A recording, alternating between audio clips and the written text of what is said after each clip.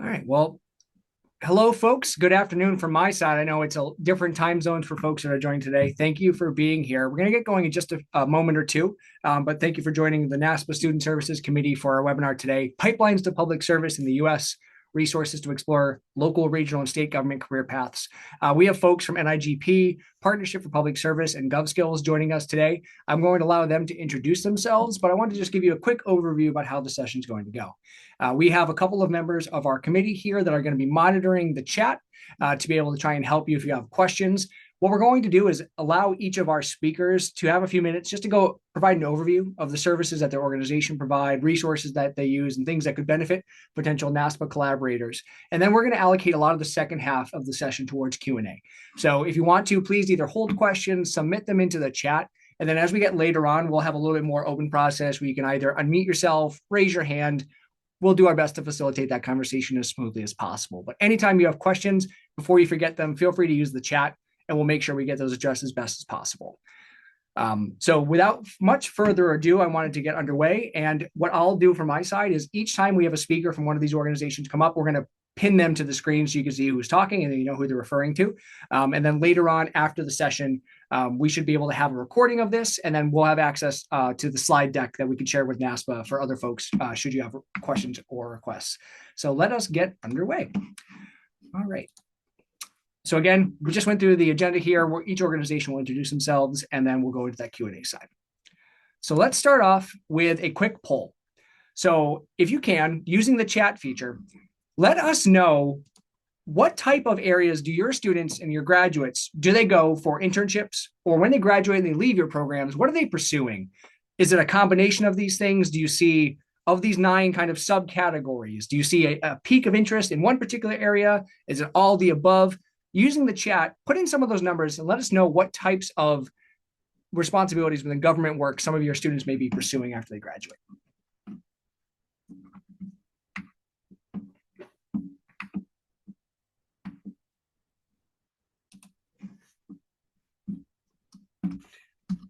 Okay, give everyone a moment or two to submit that. Feel free to just put that in the chat, and as we're going through, we'll also cover that as well. Thank you.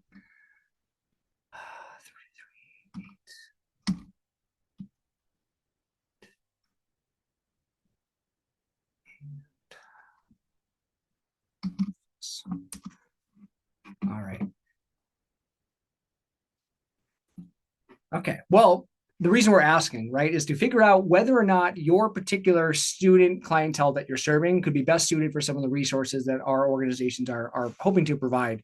So as you see here, there are some details about public procurement and some details about finance. So I wanted to allow us to pivot over to NIGP. So Todd, if you can, please introduce yourself, tell us a little bit more about your organization, and when you want to advance to your next slide, just give me a shout and I can move it for you. Great, Ryan. Thank you. Todd Slater. I'm in the Chief Procurement or Chief Content Officer with NIGP, and NIGP is the Institute for Public Procurement. So appreciate the opportunity to be here with you today because, you know, what I was hoping to do is just kind of show you a little bit about what we're exploring in terms of partnerships with academic institutions. This is new for us. And I want to, you know, provide you with some information and then hear from you and any guidance that you might be able to provide a little bit later. But a little bit about us, we're about a 20,000 member organization in US and Canada. And we provide the education and networking opportunities for our members through courses, events, and research. And so, you know, I think our challenge right now is currently, you know, we're seeing very little of a pipeline coming from schools into the profession.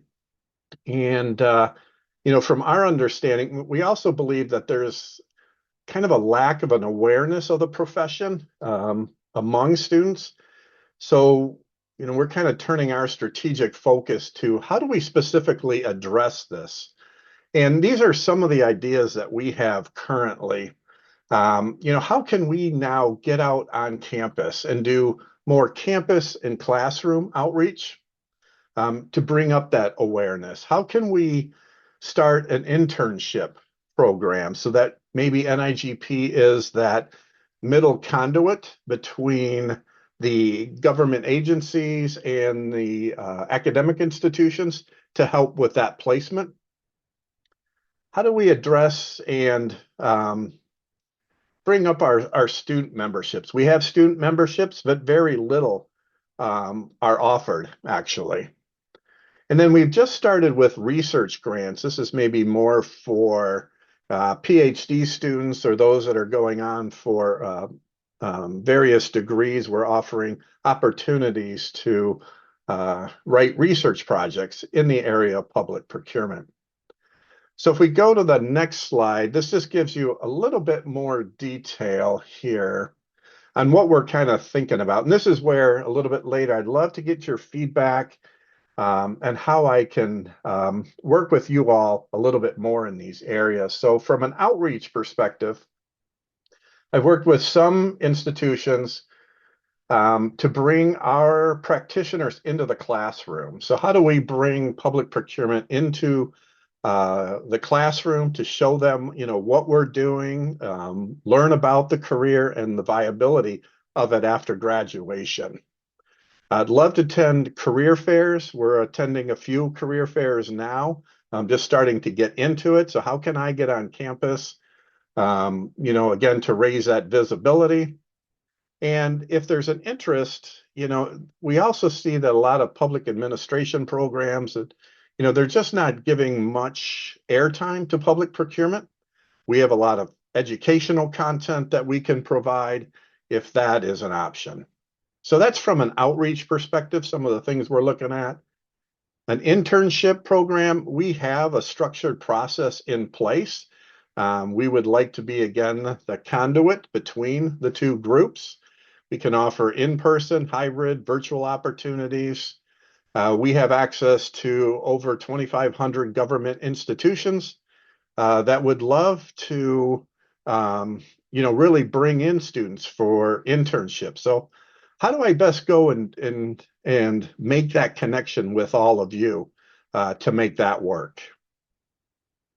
Expanding student memberships. Again, I mentioned we do have memberships. They're free for our students. We want to create a student resource center so they have access to networking and a job board. We have our annual meeting, which is called Forum, every year in August. We would love to sponsor students to come in and get a feel, again, for the industry and what it might offer them.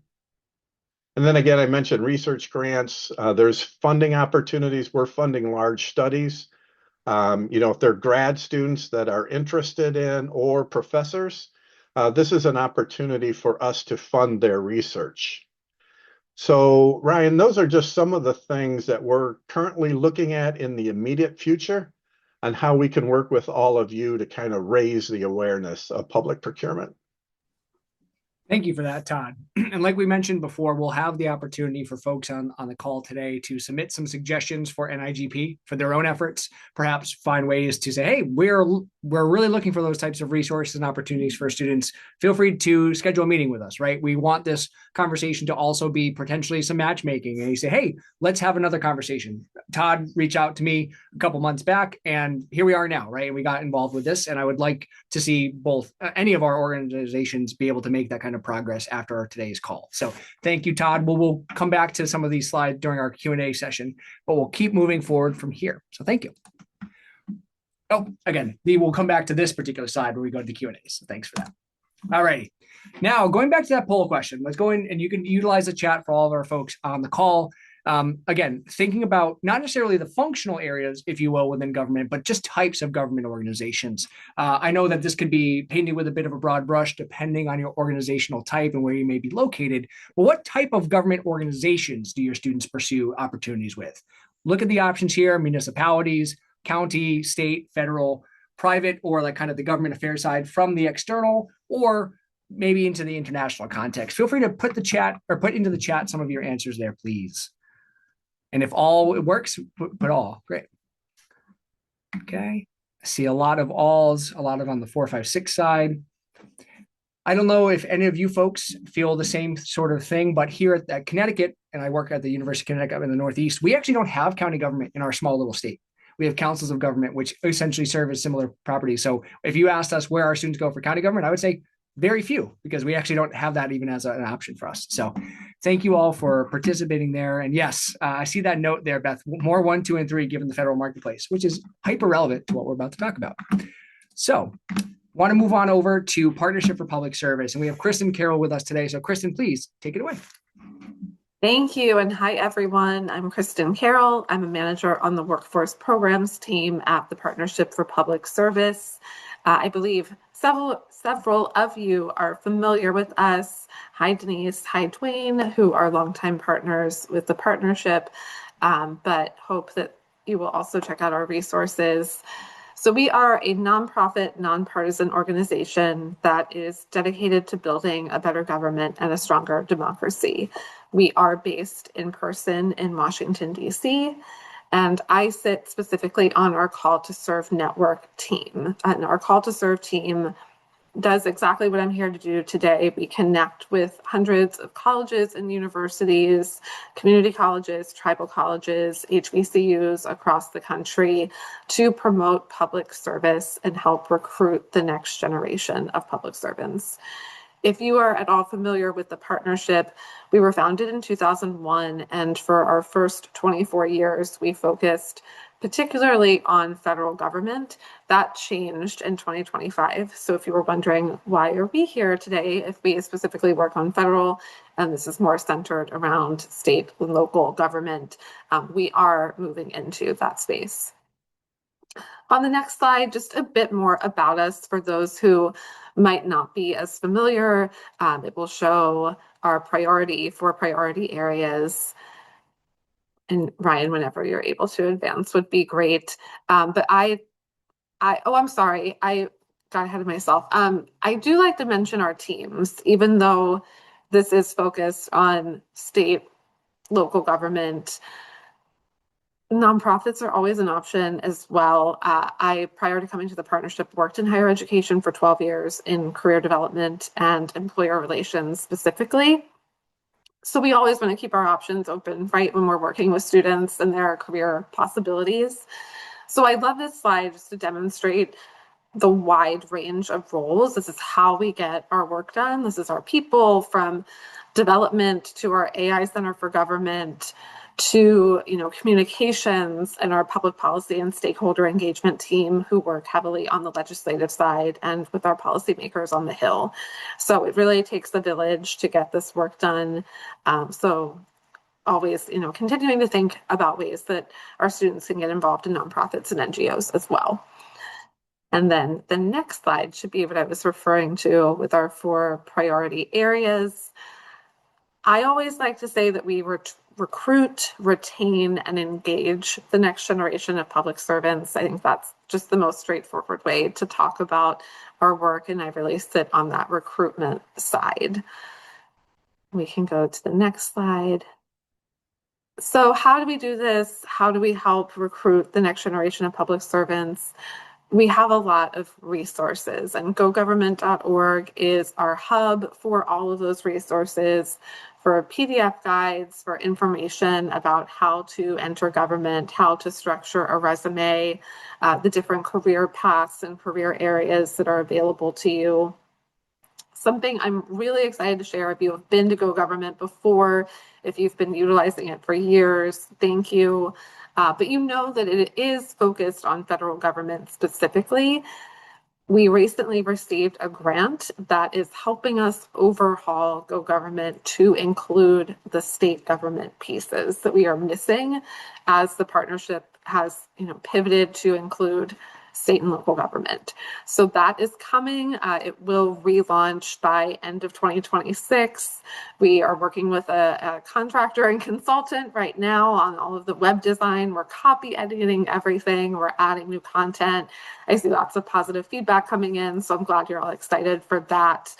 And we're also redoing a lot around federal government that has changed in the past year, including federal resume structure, for example, which is now very different than what it used to be. So a complete refresh of all of this content coming by end of year.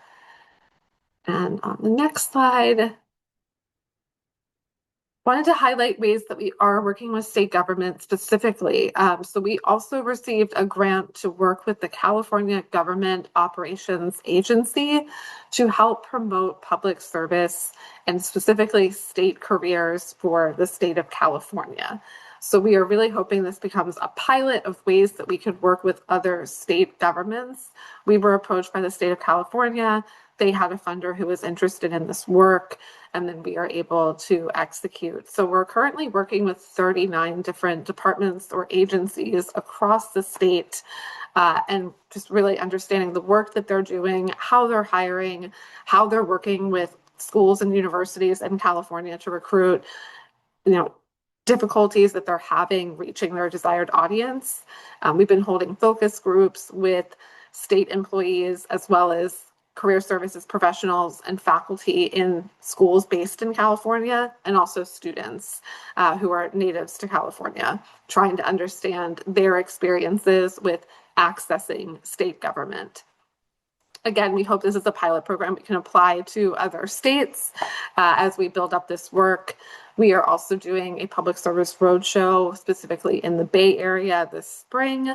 And then there will be a California specific page when we relaunch our government website that will have a lot of resources specific to California. And then lastly, because I think I've gone over my time, which I promised I would not do, but the last way that we are working with state government is through our Future Leaders in Public Service internship program. Again, shouting out Denise and Dwayne. So George Mason University and George Washington University, the Schar School and the Trachtenberg School, both partners for the Future Leaders program for fall 2026. We are now operating Future Leaders under a university partnership model, and I'll put a link in the chat so you can read more about that. Happy to answer questions during Q&A. But we now offer placements with federal agencies and state governments. This summer, we're working with the states of California, Maine, and Maryland, and hoping to add more as we continue. But this is a paid internship program. We are now operating 3 cycles a year, fall, spring, and summer, and is a great pipeline for students to get into government. Thank you. Thank you very much, Kristen. I appreciate it. I'm going to take you off of the spotlight there. And we're going to go to our last poll question before we get into our final speakers here. So thinking about your employer relations, right? Thinking not necessarily just about the students you may be serving, but the partners you have externally in the government space. What are some things that you see that are pressing needs, trends, or patterns within those types of employers you might see your students go to regularly? Is there not enough folks pursuing opportunities once they become posted? Do we have an influx of qualified folks, but not enough opportunities? The qualification mismatching, looking at losing people to other tracks. Look at these details and tell us if you see any of these trends with your partners that you typically work with on a regular basis. All right, I see a couple of instances of having too many applicants. You don't say, right? That seems to be pretty popular. What else we have here? Okay, pretty recurring. I don't know about you folks, but I oversee a lot of our student internship programs. And when I get job descriptions from state governments and nonprofits, they're usually pretty interesting and articulate. And a lot of our local government partners have really great experiences for our students, but do not the best job of always selling themselves. So I don't know if you see trends like that in your partners. That's a great point there, Beth. Sometimes the lack of ease of finding opportunities in some of our local government partners and government partners on varying scales can be difficult or very convoluted. Again, for my students, our state system is very particular. It's one of those web forms. There's no PDF or there's no resumes. So yeah, there are some hurdles like that. Great suggestions. Well, all of these trends are issues that our partners are facing. So one of our external speakers today is GovSkills, which is hopefully another opportunity that you could pursue to potentially help your local partners and your students. So I'm going to pass that over to Megan, who is here to speak on their behalf. Hi, Ryan. Thanks. And thank you, everyone. It was great to talk to you today. My name is Megan Zoll. I am the head of product at GovSkills. I also have Nicole Varela, who's on this call. She is our CEO. We are a civic tech company working to close that hiring gap, getting a lot of the things Ryan just spoke about between job seekers who are interested in going into public service and those government HR teams, and really trying to, like I said, bridge that translation gap where a lot of folks run into troubles in either, finding jobs, understanding them, and really trying to make that connection to actually getting hired. And so the question that we tend to, spend our days struggling to answer is, why is it still so hard for talented, motivated people to find their way into public service careers? Like, you all represent some exceptional programs with some extremely talented students. And oftentimes the process for getting into public service is really tough. Like, as Ryan just said, the job descriptions can be very opaque. The application systems can be fragmented. And, a lot of times when folks think about public service, they think about the federal government. And there is a lot of hiring that is going on and has been going on at state and local government. And that's really the problem that GovSkills, it was built to solve. So Ryan, you can go to the next slide. I talk about this a lot for those who've heard it before, but for us, there's been a massive growth in public service over the last 50 years. So when you're looking at local and state opportunities, that has grown by close to 116%. When you're looking at federal employment, that's stayed relatively stagnant. So when we think about who is going to be, your great employer for your students, your alumni, those who are interested in public service, or, really those who maybe don't know where they want to go in their career, local and state employment is an amazing, place to get started. 6 out of every 10 public service jobs, or public sector jobs, excuse me, in the country are at a local level. But you still ever end up in the barrier of like, okay, great, you have students who are looking for those types of opportunities. Where do you even find them?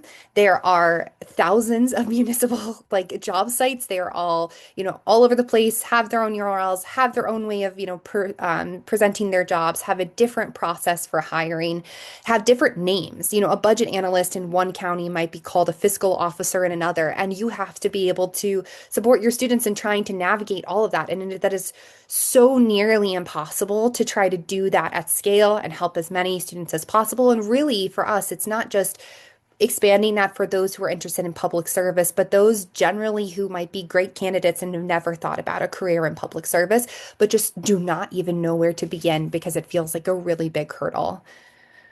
So for us, that's really where we came out of and why we decided to exist and build this really great platform. For us, we see all of this potential. There are so many great candidates out there. There are a lot of really amazing jobs that are going to help communities at the state and local level. And so how do we, again, close that translation gap? And we do that through a couple of different ways. So Ryan, you can go to our next slide. So we built our platform with local government HR teams. We had a design partner program. We worked with some county government officials, with the National Association of Counties as well. So when we're talking about our platform, and I'm talking you guys through some of the, the ways in which we do that, we really believed in actually building this with the folks who are going to hire your students, your alumni, because it's, great if we can offer the resources at the student level, but we have to be able to make that connection to actually getting them hired, actually, getting them in front of the people that they need to. So we do that through these three methods. We help students find hidden opportunities. So our platform isn't really just about straight up keyword match for a myriad of different reasons, which a lot of traditional job boards are. For one, you have to know what's the name of the role you're looking for. And as I said, in government and specifically at the public or at the state and local level, those job descriptions are really hard to understand and you don't even know where to start. And even if you do, you might have a role that just is director and nothing else. And there's no reason you would open that job. So we tried to take that additional step. You, as any student, can upload their resume, and we take that whole entire resume in context and every single job description in context, and find matching of 10 jobs every single day that, based off of your skills, whether it's in a job, whether it's in an internship, and help you find opportunities that you never would have seen. And the reason this is also really powerful is we do this across every level of government and any location. So we are trying to hit that place of consolidation where you don't have to go find your local municipal job board and know how often they post jobs and where they are, or even that they exist. Or know, for instance, Ryan, that the state of Connecticut doesn't have county level jobs, right? That is going to change from state to state. And so there's a lot of opportunity here because, again, in public service, not everyone can relocate to DC. There are a lot of times many students want to stay and serve the communities which they already lived in, went to college in, and we try to make that possible. And that consolidation is really important. And last part is for us, it's free. We just want to get great folks into public service. And so our platform is no charge because of that. The last way in which we do that is we try to make job and careers clear. So Ryan talked about how job descriptions are sometimes maybe not the most advantageous for our HR, government leaders. A lot of times they're a person of one trying to manage 250 job descriptions, and that is such a difficult thing. So we help our government HR teams to basically translate their government speak into plain language. So whether someone has had a career in the private sector and other parts of, in public sector, we want them to help understand not just like what the job is and what the base requirements are, but what does actually like a day-to-day of that work look like? What does not just their salary look like, but a visualization of their total compensation? A lot of public sector jobs have more time off, have pensions, have great healthcare. How do you get a 22-year-old to care about a pension, right? And so we really do that through visualization of our compensation and also helping them understand and visualize their career path. So if a county government official uploads a job, we do all of that for them, allow them to edit all of it. So if you're looking at that role, you can see all of that information. It's not just the job description anymore. Um, and yeah, thank you. Sorry, I was going to say next slide. Great. And so we are really just looking for ways to partner with great programs in public policy and public administration and all the programs that you all represent. What we offer is, like I said, our platform is going to be free for all students. With us, partnering is free. We really just truly believe in careers in public service, want to make that happen, and want to meet your students and your cohorts and your programs where they are. So we offer dedicated onboarding for any of your cohorts, guest speaker opportunities about jobs in public service, or if you really want to get into like the nuts and bolts of our product, talk about the actual platform with your staff, students, faculty. And I know that you're always looking for ways to understand what resources are being used. So we are always happy to provide analytics on students' engagement, what careers they're interested in, help you understand how GovSkills is potentially helping. And for us, what we're really looking for is just introductions to students, really getting, public sector careers in our platform out in front of folks like I said, integrate into your career services programming, if that makes sense. Helping get feedback from students on platform usability. We're always hoping to iterate our platform. And also, if there are connections in alumni networks and government, that makes sense as well. That is, always open. We're really just trying to, expand who is interested and who can actually get careers in public service. So, my email is here, so anyone is happy to reach out. I see there's a bunch of questions, so I will answer those in the Q&A as well. But thanks so much for having me. Thank you, Megan. I'm going to unspotlight you there so that you don't have to worry about being focused on. All right, so we're officially at the Q&A stage. So my focus here is I'm actually going to I'm going to leave the slide deck up in case we had to refer back to a couple of different slides beforehand. So I know that Todd had some questions from NIGP. I know that we had some things for potential opportunities with a partnership, and then also for GovSkills. I think while it's top of mind, maybe we can address some of the most recent GovSkills questions and then kind of revert back, just because those are salient. Some of those are real quick. So Megan, sorry to put you back on the spot. But one of the questions was the availability of walkthrough video of how these tools work. I know that previously when I met with you folks, that was an option. Can you tell us a little bit more about what options may be available? Yeah, absolutely. So again, we're happy to be people and provide, and walk you through our platform. We also have a demo video on how our HR side works. Like, understand that you are not the customer there, but I think it's important for you guys to see what the HR side of our platform looks like. And we can also provide a demo video of what that looks like on the job seeker side. So we can send those, and we're also happy to be a virtual person resource as well. Thank you. And then one other question that was, I guess, related here, then we'll pivot back to NIGP. Is GovSkills right now, the entity itself, involved in any on-campus recruiting or location-based outreach, or are you only doing that service for folks that kind of pursue you? Yeah, that's a great question. So we really kind of believe in the partnership at the program and the career services level. So we've been mainly looking for folks who are interested. If we do outreach too for, universities or programs that we think are going to be of interest. We are working with Georgetown University right now and a group of students there. So for us, we are happy to do that. This is really kind of our hope of basically expanding into that space and expanding into outreach and recruitment. Great. Thank you. All right, so I'm going to go back to Todd's initial questions, and then we can bounce it back and forth between some of the attendees and some other folks that have submitted the Q&As. But I want to get back to that here. 1 second. Apologies for the shuffling backwards. But I know that this could be a potential question for really any of our partners joining the call today. But how do we better connect these organizations with folks like us on the NASPA side, the people that are doing the day-to-day student services and career advising work, the career centers that are our colleagues on campuses and institutions? Like, how do we make these connections? So Todd, I know if you're willing to kind of tell us a little bit more about what might be helpful from you from the NIGP side, and ask, and then some of our attendees here could potentially add some things into the chat or maybe unmute themselves. So getting back to this, what are some things you're looking for that might help you? Yeah, I think from our perspective is, gosh, just as simple as how do we even get started? I mean, there are so many institutions, and how do I get into the space? How do I get into the right areas, into the careers to be able to make, public procurement visible on campus? And, actually when I was listening to kind of Megan and Kristen, there seems to be a lot out there. I'm wondering if it's almost wise for us to kind of, and I don't know if that's possible, Megan and Kristen, but are we able to kind of partner through you guys and kind of go from a conduit that way instead of adding, maybe more complexity to it? Is that a better route for us to take, kind of going through existing channels than, I'll say just an association kind of going after it on its own? I mean, I'll speak for GovSkills and say we're always open to a partnership and finding ways to like reduce, just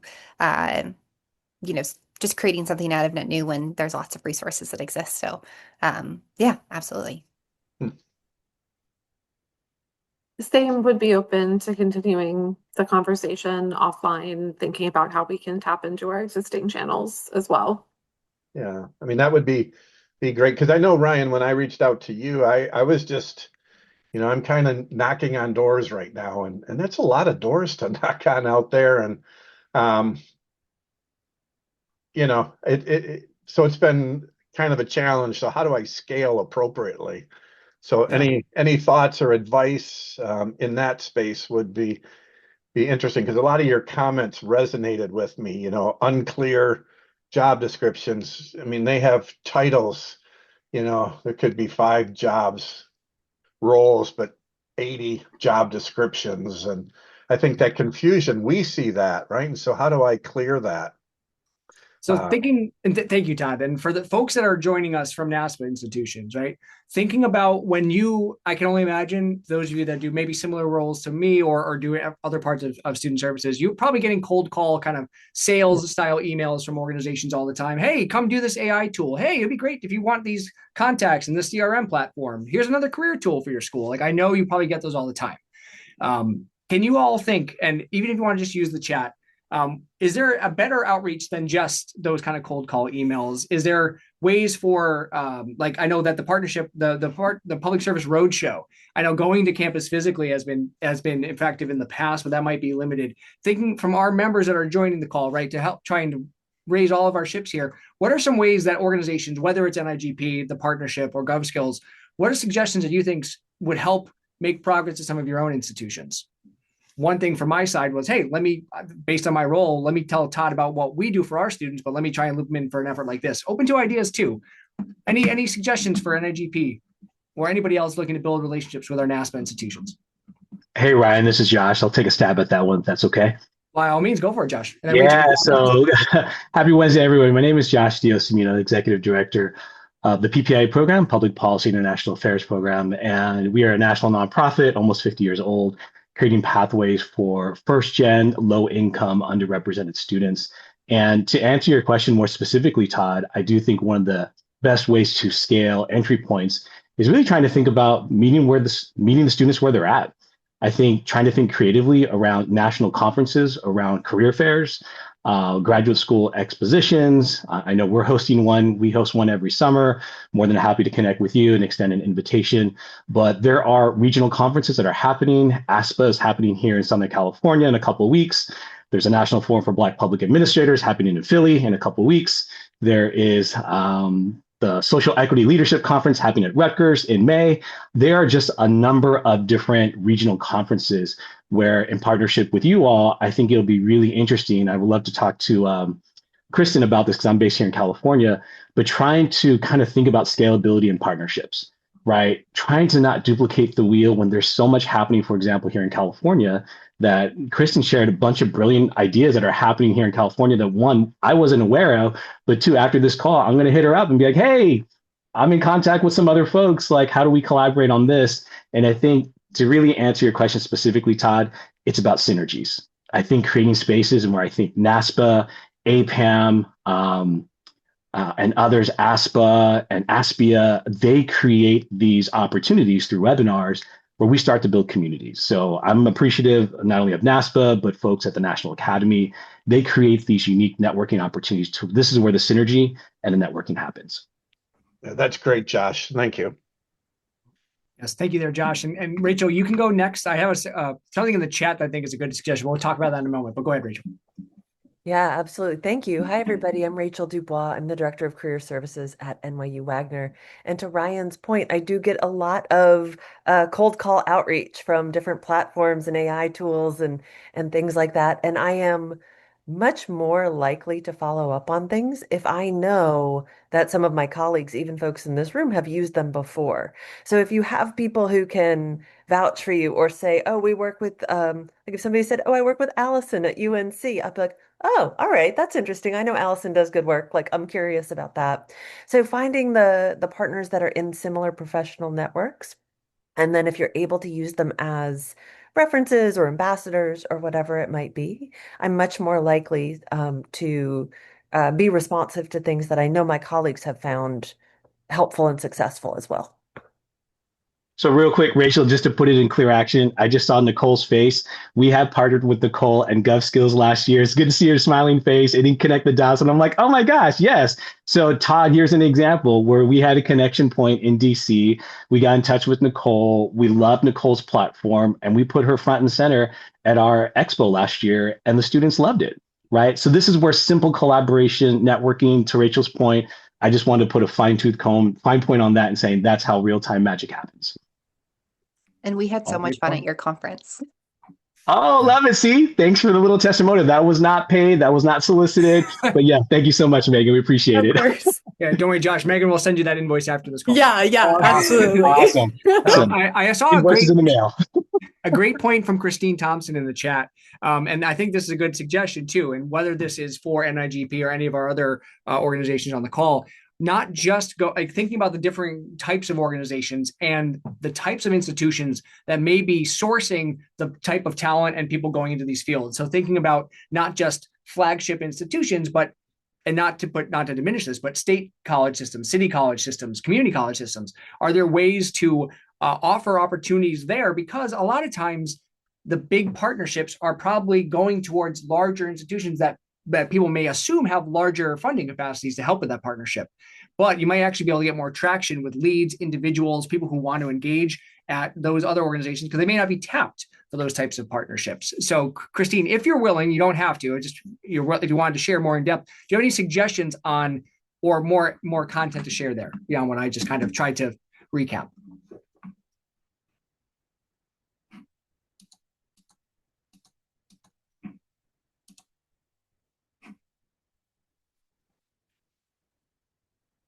If you do want to jump on, Christine, at any point, let me know in the future, but that's fine for now.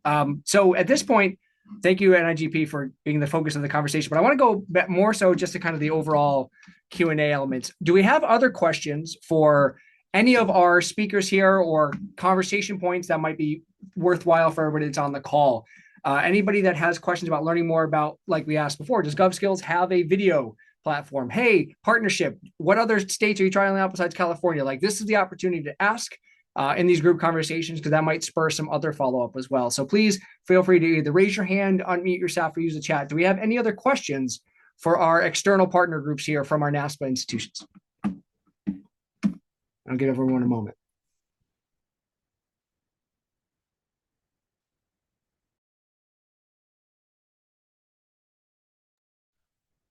Go ahead, Rachel. And then Malcolm, you go right after Rachel. Thank you. I was trying not to talk too much, but I just actually have a question for Kristen around the partnerships with the universities for the summer internships. If I'm seeing this correctly, it's that the universities would agree to fund up to 10 to 15 fellows each. Is that right? For a partnership to move forward, we'd have to commit to finding 10 to 15 fellows. That is correct. And I am Okay. happy to be transparent about how we landed on this model because we understand that it is cost prohibitive for many universities. And this is our current model. It may not be our forever model. So Future Leaders started in summer 2022, and we received various grant funding that covered the partnership's operational costs to cover and run the program. And then federal agencies that actually hosted the interns paid their stipends.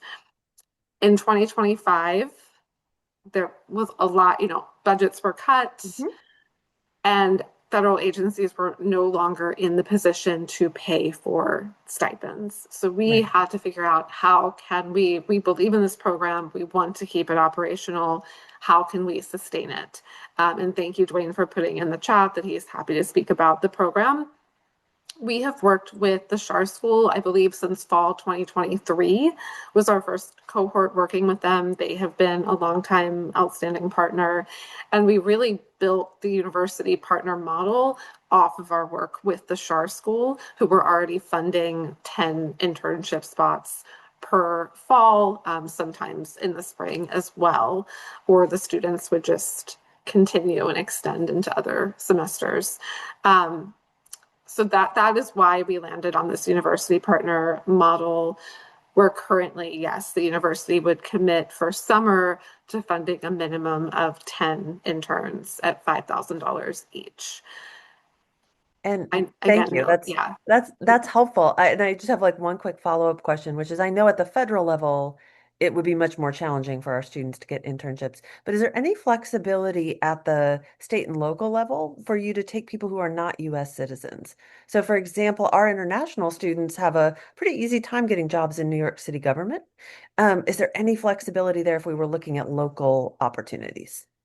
That is a great question. It's something that came up this past summer as we started working with state governments. And I do believe the state of Maryland, it varies state by state, and then Of course. also depending on the department or the office within the state. But yes, we are learning.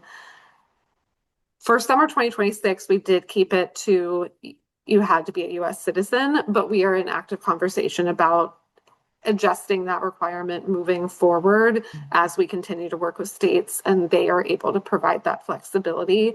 And we'll just be as transparent as we can with students when they're applying, if they are an international student, which opportunities they should pursue within Future Leaders. But yes, thank you for raising that because that is important to us as well. Thank you. You're going to be getting an email from me. I appreciate Okay, that. Thank you so much. perfect.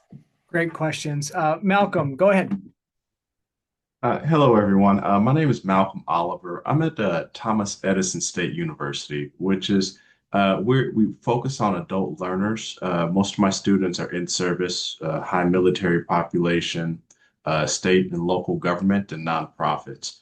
But what I'm going to kind of shift gears a little bit because I was really fascinated. Each one of your presentations, you discussed, well, you showed so much excitement about not just public service, but bringing people into public service. I think that as you continue to move, you're honing the pitch.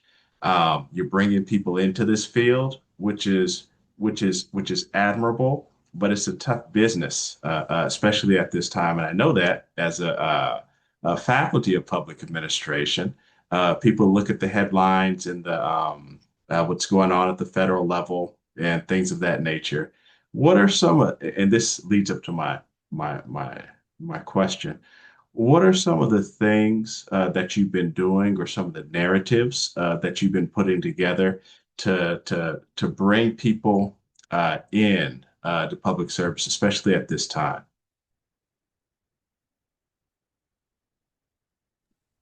I can go if that is okay. Um, So, sorry, this is Megan from GovSkills. So, one of the ways that we're doing that is one where we have these like job translation posts that we go through a lot. So, we will find data on a specific career in public service and help you understand, basically write a report on like what is the career progression in that? What does the salary look like? What are some of the skills you need in order to like get into that? So, we do that on a, like a very like I'm going to say resourced blog base because I think there's a lot of like where do you even start? And a lot of times it's also putting data out there like we just went over on how much the state and local government is hiring versus federal and really trying to like debunk that there is I kid you not, like any career you could probably want has some equivalent in state and local government. So a lot of just like talking in this space and to really trying to like put out there and be an advocate as much as possible, right? For public service, and that it's so much more than federal. Because yeah, I mean the last year has been extremely tough, and we've partnered with some organizations like Former Gov, which are really trying to help former federal employees move into either different careers in public service. And so we're really just trying to be great advocates for those who've had, a really difficult year in the federal last year. And then also at the same time, really try to help our state and local government, HR, partners to tell a different story and really like expose what's out there. And that at least for us is like kind of our first step.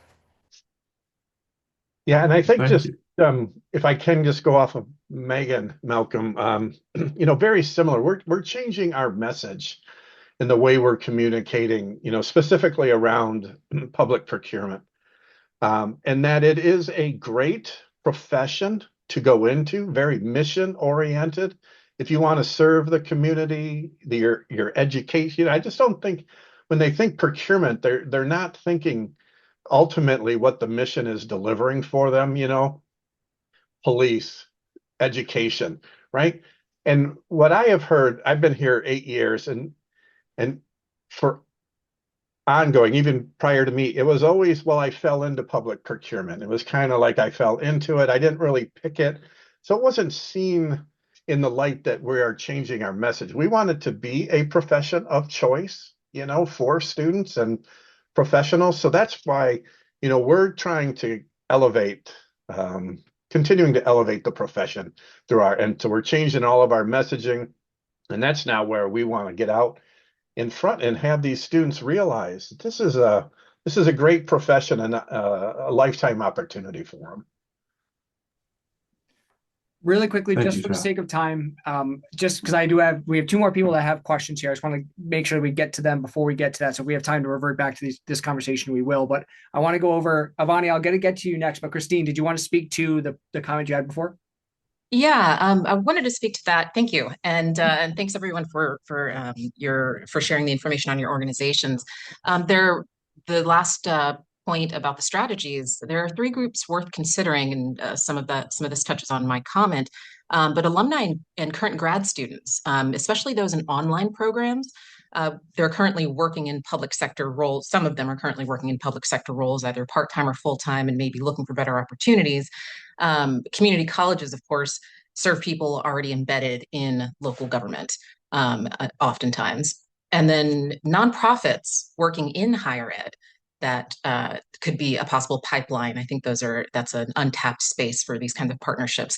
And I know we're running short on time, but specifically some of those, I think it was someone mentioned it earlier, but the minority, Hispanic, Black colleges, there's a lot of nonprofits and higher ed associations that are currently working with diverse students to move them towards public sector jobs. So just wanted to comment there, and thank you so much, everyone.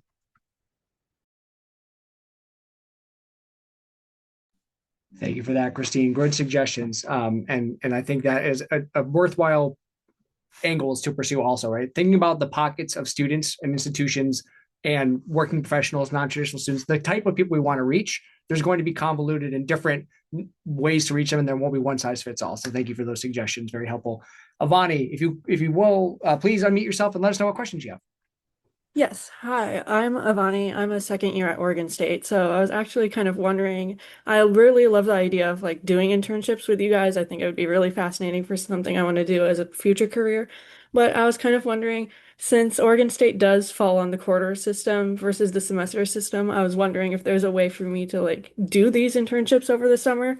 But I also don't want to start late, but it might be something that has to happen. So I was wondering if there's any strategy you guys have, if that's like okay, if we can work together to like start later, but also end later, because I do really want to work with you guys and pursue this as an option for my summer. But I was just wondering what opinions you guys had on that. Oh, a student submitted question. I love it. All right, speakers, what do you think?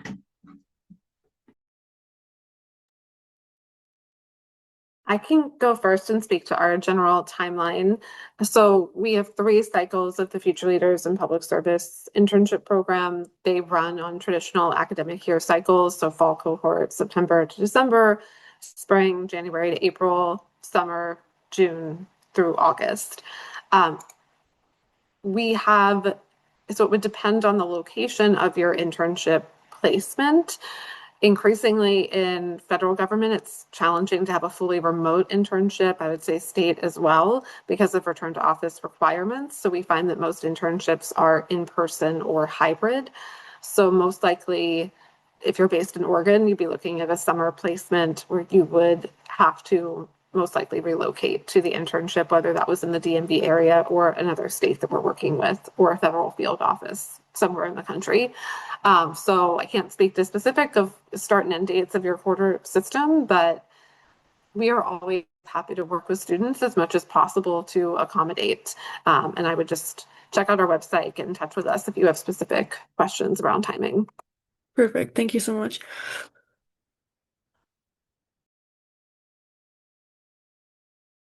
All right. Any other questions? We do have a few minutes left before we formally conclude thinking about ways to either make other connections to service providers like our partners here, other needs that your kind of institutions have that might be filled by some of these potential external partners. Any other thoughts or questions before we wrap up for the day?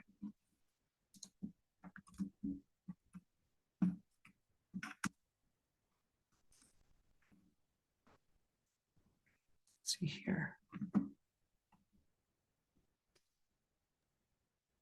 Ryan, I don't know if it's a question, more of a comment, but if it's Go for it. helpful, but Yeah. a lot of the engagements that I've participated in the past, especially virtual webinars, kind of to my earlier point, I think it's helpful if there's a couple minutes, and if you're open to it, Ryan, I think this is a great opportunity for what I call do shout outs. If there are folks on this call who have either regional events or anything they want to put a plug in, this is a great opportunity for the last 5 minutes. If folks are willing to maybe just do a shout out or a plug in, not to do a shameless plug, but I'd be curious, Ryan, if you're open to it, that if folks across the country have upcoming events that you would seek support, sponsorship, or someone to just, help maybe promote on LinkedIn, it's a great opportunity to help support one another. So I don't know if you're open to that, but if there is time, I'd offer that as consideration. I don't see any other questions being submitted. So I think that's a great suggestion, Josh. Great for it. And again, this is another way for us to be aware of different opportunities. So yeah, if you have anything to plug, please feel free to use the chat. What I'm doing right now is I'm actually compiling some of the things we put into the chat, some of our kind of the contacts and the emails for our speakers today and our slide decks I put in the chat. So as I'm compiling that, if we can find other things that are relevant, I'll do my best to add those as well. So feel free, folks, to use the chat or unmute yourself and share. Josh, you have any examples of that? Yeah, I'm going to do a mad shameless plug, but in the next couple of weeks, if you guys aren't familiar, but there's the National Forum for Black Public Administrators, NFPBA. They're an amazing national nonprofit who basically support not only African-American leaders across the country, but really develop that pipeline of young and emerging talent, but also connect federal, state, local, tribal, international Black leaders across the country and around the world. They're having their annual conference called The Forum this year in Philly. I'm really honored and excited. I'll be one of their speakers this year. So I wanted to put a shameless plug, help promote not only pipelines and pathways, but it's a national conference. A couple thousand people will be in the city of brotherly love, and that'll be happening March 7th through 11th. So if you are available or interested or happen to be in the Philly area or know of organizations who might be there, please let me know. I'll be happy to connect. There's another national conference called ASPA. here in California, in Hollywood. I see, I don't know if Kristen, if the partnership's going to be there, but I'll be there as well. But they're having a big annual convening. They're talking about how to build that bridge to resilience. Todd, a lot of the topics that you were talking about, not only about procurement, but really around how do we change this narrative around public service? Really, thinking about just less than 24 hours after the State of the Union, not to get whatever, but, there's a lot of questions about where are we as a state of democracy? And I think getting colleagues and professionals together to have that space. So if anyone happens to be here in Southern California or is looking for an excuse to escape the cold blizzard on the East Coast, we welcome you here in Southern California. But the ASPA conference will be held in Hollywood at the Lowe's Hotel, where they host the Oscars and all that other fun stuff here in Southern California, March 20th through 24th. And then one other final plug on behalf of the National Academy for Public Administration. They are hosting their Social Equity Leadership Conference at Rutgers University. I see Laura here on this call, so that's a big shout out to Rutgers. But they're hosting their 25th anniversary Social Equity Leadership Conference. And that's a really big deal because they really put a spotlight on understanding what social equity looks like across the board for not only public administrators, higher ed, but nonprofits as well. And again, another shameless plug, we were just notified that our proposal was actually accepted. So out of 140 folks, our proposal was accepted on behalf of PPIA. So we'll be hosting a really amazing panel on behalf in partnership with the National Forum for Black Public Administrators, Atlanta University Center Consortium, supporting HBCUs, as well as focusing and highlighting the alums across the world in our national organization. So sad, shameless plug, but if anyone's interested in any of those three events, please reach out and let me know. I can't be the only one. Come on, you guys, put a plug for your school, put a plug for events like partnership. I'm sure you got tons of amazing events. Tell us where your roadshow is up in the Bay Area. Maybe some folks will be curious.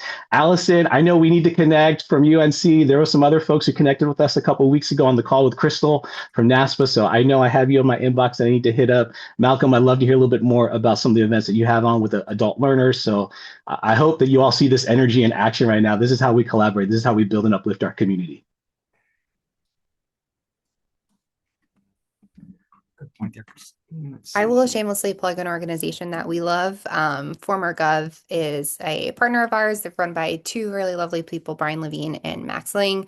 I'll post their link here. They're really doing a lot in person and virtually to help those who were affected by layoffs last year in the federal government. Every Tuesday, they work if you're based in DC, they have space at the Eaton House, and they are all about just like connecting folks, helping folks find their next career. And if any of you ever worked in government, it doesn't just have to be federal, state, local, city. You can sign up for Former Gov. I should also have had our free link for you to get a free membership. And I will make sure Ryan gets that. But it's a great resource for anyone if you have an alumni or like Malcolm, you said, or for others who have students who've worked in public service. It's a great way to connect with other folks who've worked in public service. All right. So we are at the point where we have to do wrap up. So I put some links in the chat there. I am compiling everything we just chatted about, pulled things in there, the events, the other collaborators, the contact information from our speakers today, our slide deck. Appreciate your folks' time for being here today, for sharing, for listening, to be willing to be collaborators here. I want to just invite you to keep an eye out for future opportunities from the NASPA Student Services committee here. We'll be doing a lot more programming like this throughout the coming academic years and semesters. If you're interested in learning more, please feel free to reach out to me. And we appreciate your time. Thank you so much. You don't have to go home, but you can't stay here. We're wrapping up our session now. Thank you and have a great day. Thank you all. Thank you. Thank you, everyone.